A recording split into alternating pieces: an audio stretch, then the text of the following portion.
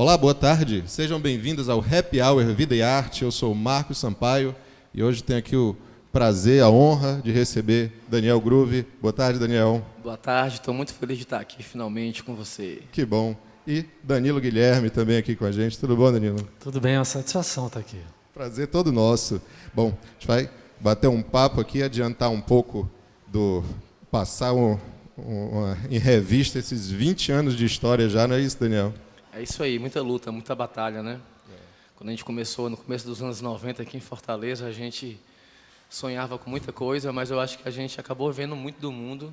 Assim, se alguém me contasse há 25 anos atrás que eu ia tocar no Circo Voador, que eu ia tocar no Sesc Pompeia... Onde tocaram muitos ídolos nossos, né? Onde a gente ficava vendo as revistas, né? As Bis, as Rolling Stones, as Rock Brigades da vida, né? E almejando, eu ia dizer que o cara estava doido, que isso não ia acontecer, não. Mas a gente trabalha com muita dedicação, né? Assim, a minha geração toda, geração não, que geração é uma palavra cansada, mas é a turma que vem na leva do qual eu surgi, do Nordeste, do começo dos anos 90, é uma turma muito dedicada para o que faz, né? Assim, a gente não gosta muito dessa onda de celebridade, não. Acho que o mundo não precisa de mais uma. A gente é operário do som mesmo, a gente trabalha porque a gente faz. E você estava contando ali para mim um resumo dessa história, dessas bandas que você passou, que você integrou nesses 20 anos. Relembra um pouquinho aí do... Na verdade, cada momento desse faz parte da construção que a gente vai galgando, né, para se construir como artista, como pessoa, como indivíduo e tudo. Eu comecei no começo dos anos 90 com uma banda chamada Tribunos da Plebe. Era uma banda com os meus primos, com os meus amigos, a turma do colégio, né? Era mais uma necessidade de se expressar.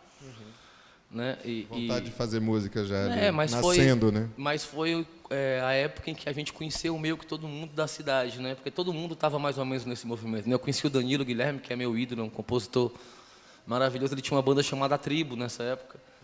O Catatal tinha uma companhia Blue, aí tinha as bandas de heavy metal, Incêndio, Dark Side. Era uma cena se formando, né? A gente quase não sabia da existência um do outro e a pouco a gente foi se conhecendo. E foi nessa época que a gente aprendeu o que é ter uma banda, né? Bacana. O que é que faz? Não é só tocar, né? Como é que a gente faz para trabalhar o trabalho? Então, essa primeira parte do meu trabalho foi muito importante para isso. Aí, depois disso, de uma fusão com uma banda que eu amava muito dessa época, chamada Veni Vidi Vici, a gente montou o Groove. Eu, Carlos Gadelha, Gésner Farias, né? Depois o Davi Farofa, o Marcos Maia, que tocou no Sou Zé, também uma banda que foi para São Paulo um tempo atrás. Então, a gente foi se misturando e aprendendo uns com os outros como é que a gente fazia para se movimentar, dado o afastamento geográfico e cultural que o Ceará sempre teve, né? Sempre teve com a outra ponta do Brasil, Isso, né? que é uma luta que complica muito por um lado, ao mesmo tempo fortalece o pensamento, acho que a gente pensa mais livre. Sim. Aí do Groove...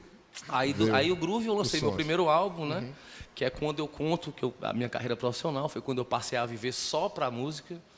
Foi a partir de 99, então, o próximo ano a gente faz 20 anos que trabalha só com isso, né? Só para isso.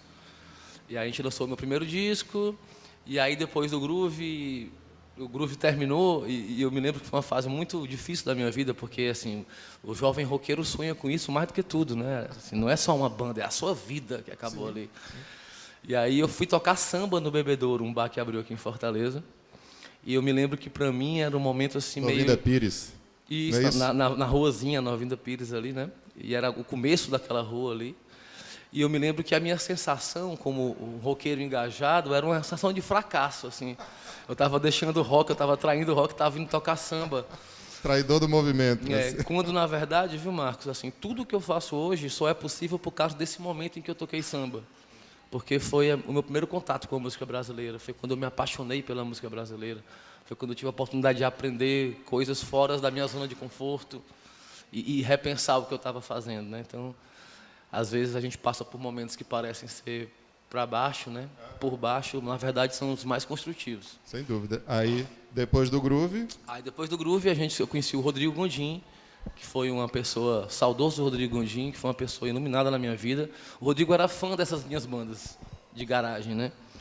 E ele vivia me perseguindo pelos bares. Vamos montar uma banda. Eu digo, pô, quem é esse pivete que quer montar uma banda comigo? Aí, tô cansado do negócio de banda.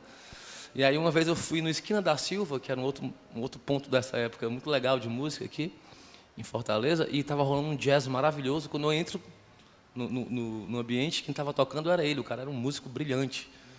Aí eu, rapaz, esse aqui é um menino, eu quero montar uma banda com ele também. Então, aí a gente montou o Sonso. O Sonso aí já foi algo muito importante no meu movimento, porque foi quem me levou para São Paulo, né?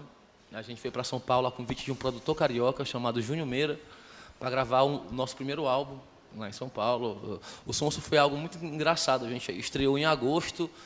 Em outubro estava tocando no Ceará Music, no ano seguinte estava tocando no palco principal do Ceará Music, depois estava viajando para o Piauí Pop, para os festivais da época. Teve uma história forte ali naquele momento, né? Do Sol em Natal, foi algo muito rápido, assim. Eu nunca tinha vivido uma experiência onde a gente monta um projeto e ele anda para além dos seus movimentos de produção, né? A música andou sozinha, né? Passou a tocar na rádio e tal. Então, foi muito importante. Só que aí a vida também está sempre ensinando para a gente que a gente só não anda só para frente, né? A gente acabou de gravar o disco numa terça-feira em São Paulo. Disco do Sonso. Do Sonso. E o Rodrigo faleceu num domingo, né? A gente perdeu o Rodrigo vitimado por uma dengue hemorrágica em pleno século XXI. É um cara que me ensinou, foi meu último professor, assim, no sentido de muito sobre música mesmo, assim, anos-luz. O cara estava anos-luz do tempo dele. E como todo ser iluminado, né, todo mundo vai passar, né, viver 28 anos e viver 80 é a mesma coisa. E deixou a história dele. Deixou a música, deixou a força comigo, onde eu vou, toda hora que eu sinto a sensação bacana de dever cumprido, eu sinto a presença dele perto de mim. Então, foi algo bacana. E depois do Sonso, né, mais uma vez eu me sinto em São Paulo, quase que exilado, com saudade de casa e tudo. Numa cidade sem conhecer ninguém, né, onde você é um ilustre senhor ninguém, que eu acho que é a melhor coisa de São Paulo. Eu acho que São Paulo é uma aula de humildade, porque, teoricamente, as pessoas... Gente demais, né? Gente demais, muita gente talentosa, numa concentração absurda, todo mundo merecendo armar o seu guarda-sol na praia, né? Só que a praia está lotada, meu irmão. Então, você tem que dar seu jeito. Então, você aprende tudo isso, né? Como se movimentar, como entender que é a hora do outro, que às vezes é o teu momento, né? Sempre que acontece uma coisa bacana comigo, a gente ganha um prêmio, ou toca no Lollapalooza, por exemplo, tem dezenas de colegas meus que merecem tanto quanto eu estar fazendo isso, mas aquele é o meu momento, depois é a hora de um outro colega ganhar um prêmio ou fazer uma viagem que você também queria fazer. E aí esse exercício de lidar com as invejas, com os ciúmes, com a concorrência que existe no nosso meio, de um jeito muito forte, eu acho que o que você faz com isso é o que te difere. Foi mais uma lição que você aprendeu. É uma lição enorme, assim. Bacana. É muito bacana. E eu me lembro de um dia, mexendo lá nos blogs onde eu acompanhava o lançamento de música, me aparece a capa de um disco e um cara lá assinando chamado Daniel Groove. Eu digo, pá, eu conheço esse cara de algum lugar. E foi assim que eu descobri que você estava lançando o Giramundo, que é seu primeiro trabalho solo. Queria saber a história até chegar nesse trabalho solo. Pronto, aí o Giramundo é justamente depois desse momento, né? De ter perdido o Rodrigo, de estar com o disco na mão, divulgando como o Sonso, mas não sentir uma legitimidade por trás disso, porque não era mais uma banda, né? Eu estava montando um novo grupo em torno de mim em São Paulo, a turma que eu tenho muito orgulho de dizer que se construiu junto comigo em São Paulo, que era o Saulo Duarte, o Klaus Senna, o Vitor Blum, o Beto Gibbs, o João Leão, que toca com a Cel, que toca com a galera hoje em dia. Todos eles são super atuantes, né? Tocam com várias pessoas. Todos eles são grandes produtores de música hoje em dia, mas todos, quando me conheceram, eram jovens começando a dar seus primeiros passos como música, né? O Saulo chegou a assinar a produção do Giramundo, de tanto que ele conviveu com o meu processo, né? Foi de meu pupilo a meu mestre, assim, num ciclo de trabalho, porque é um menino muito talentoso, né? E sabia exatamente como é que eu ia querer o disco e tal. O Giramundo foi um álbum que tem uma alma muito forte, porque foi nesse momento de a gente estar montando nossa turma em São Paulo, a gente montou um estúdio na garagem da minha casa em São Paulo, que era do João Vasconcelos e do João Leão, que era o Cambuci Roots, onde gravou o primeiro disco do Saulo, o meu primeiro álbum, o primeiro e segundo, o disco dos Porongas, Josiara gravou single lá, a gente gravou uma pá de gente de São Paulo, dessa leva que tem aí, né? E a gente pôde trocar com essa galera toda. O disco saiu, assim, eu como um velho roqueiro, foi um processo me encontrar dentro daquele álbum, porque as canções eram mais românticas, né? Tinha um pé no brega, tinha um pé na canção romântica brasileira e tal, e eu demorei um pouquinho para me entender dentro daquilo tudo. Só que esse disco ele andou mais rápido do que eu, novamente, né? Ele é um álbum que, quando ele saiu, ninguém sabia quem eu era, e ele nem foi resenhado durante o ano todo, mas quando chegou no final do ano, As pessoas foram descobrindo ele aos poucos. Aí ele foi indicado para o Prêmio Dinamite, concorrendo com Tom Zé, com Silva, com Castelo Branco, com Metá Metá, um bocado de gente que foi durante o ano inteiro super bem resenhada. Então, você ali no meio, né? o fato é que eu fui para esse prêmio para comer e beber de graça, porque eu achava que não iria, Legítimo. que não iria ganhar. Mas acaba que o disco ganhou, foi premiado, foi o melhor álbum de MPB de 2014. E aí se iniciou essa trajetória que a gente vem aí carregando aí. Que aí depois veio o Romance para Depois. Isso. Romance para Depois, um disco muito importante também, é um disco de força total. Assim, eu estava saindo de uma relação, de um casamento de mais de 10 anos. E eu vivo dizendo que... Você estava com medo que antes estava romântico, agora já não tinha mais esse Agora problema. não tinha nenhum escrúpulo. Né? Agora eram os 2 pés na lama mesmo. Né? Mas, na verdade, eu vivo dizendo assim, uma vez um cara me perguntou se eu me encontrei como um compositor de música brasileira. Eu disse, não, eu me perdi como compositor de música brasileira, porque nunca foi a minha intenção fazer isso. Mas os caminhos da vida, as coisas mais importantes não estão tão assim no nosso controle, né? A gente vai meio que seguindo o caminho, e eu acho que sou um compositor do cotidiano, então vai acontecendo as coisas comigo e eu vou reverberando, assim. Não tem um pensamento, não tem um conceito pré-montado antes de viver de ter uma vivência, de passar por um processo, entende? E o seu terceiro disco, e mais recente, é o Levante, que contou com a produção de um cara que é um papa da música brasileira, né? Que é o Carlos Eduardo Miranda, O cara que infelizmente produziu... falecido. Isso. Saber como é que foi o contato com ele. Foi muito bonito. Primeiro porque, assim, a vontade de produzir o disco partiu do Miranda, né? Assim, o que já é um presente, porque é um cara que produziu... Não sei nem numerar aqui quantas... O Skank... Raimundos é Raimundo, com ele, o primeiro Mundo do Livre S.A. com ele. Mundo Livre. Mad Monkeys, banda cearense. A Né? Gabi Amarantos, que você estava falando. Gabi Amarantos, então, certamente. uma pá de artistas e, assim, é uma honra ter o cara se interessar pelo teu trabalho, né? E o privilégio de ter conseguido ficar um mês inteiro com ele no estúdio, né?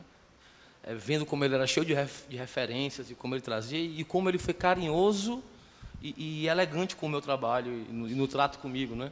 O Miranda, ele tem aquela personalidade que você vê na TV, assim, meio espinhosa, né? Você fica meio com medo de levar um carão dele, mas ele é um doce no trato pessoal. Quando ele gosta da pessoa, ele assim, é muito carinhoso, é muito fofinho mesmo, a palavra é essa. Mas também tem um pulso muito firme. Então, assim, eu também estou começando a produzir alguns álbuns, né? Produzir a Ilha, produzir a Élua, estou produzindo um da Naira novo, estou produzindo um projeto Manga Larga, que é do Rian Batista, do Cidadão Instigado, e da esposa dele, a Júlia, que é uma artista maravilhosa. E aí eu pude aprender muito com o contato com ele também, assim, como ele lida com o estúdio, como ele comanda a equipe, é muito bacana. Muito bom.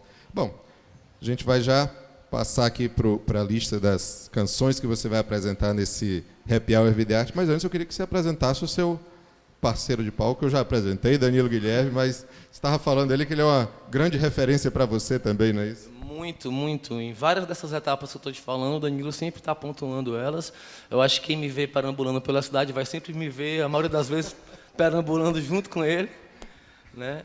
E a gente tem, assim, o show hoje em dia tem vários formatos, né? Tem um show com a banda completa, tem o show acústico, e o show acústico a gente começou a fazer brincando, eu e o Danilo, de tanto dar canja por aí, e acabou que a gente foi ensaiando meio que sem se encontrar. Então, assim, quando tem esses shows no formato acústico, você pode ter a gente aí onde você quiser, eu e o Danilo junto, que é um show que já existe com conceito, com uma formação própria. Assim. Sempre vocês dois. Virou já um duo. Virou um duo, virou uma maneira de apresentar esse repertório. Muito bacana. Bom, eu quero que você cite aí o que você vai apresentar nesse Happy Hour Vida e Arte que o público vai poder conferir amanhã nas plataformas do Povo. Tá, eu gosto de vir, sempre que eu vou me encontrar com você e com vocês que estão assistindo, eu gosto de entregar o que vocês vieram receber, né? Então eu vou cantar algumas canções que são aquelas que a gente sabe que as pessoas mais pedem quando a gente vai se apresentar, mas vou mostrar também algumas canções do disco novo, para vocês ficarem curiosos aí, acessarem, está em todas as plataformas. Tem um clipe novo que eu acabei de lançar mês passado, que é Bolero de Mentira, que é uma canção de um parceiro meu, Juliano Goshi, um cara do Espírito Santo maravilhoso também.